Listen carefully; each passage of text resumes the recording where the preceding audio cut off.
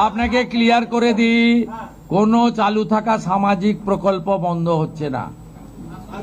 কোনো সামাজিক চালু থাকা প্রকল্প, এটা আমরা আমাদের কর্মসূচি মানে প্রচারকালীনও বলেছি, কোনো চালু থাকা সামাজিক প্রকল্প সে 30 বছর আগের হতে পারে, 10 বছর আগের হতে পারে, কোনো সামাজিক প্রকল্প আমরা বন্ধ করছি না।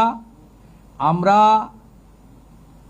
পেপারলেস অফিসও করব, আমরা সমস্ত পোর্টালগুলোকে আপডেটও করব এবং সমস্ত বেনিফিশিয়ারি ডিবিটির মাধ্যমে, যেটা নরেন্দ্র মোদীজির নেতৃত্বে দেশের সরকার করেছে, ডাইরেক্ট বেনিফিট ট্রান্সফারের মাধ্যমে হবে এবং সবটাই স্বচ্ছতার সঙ্গে হবে।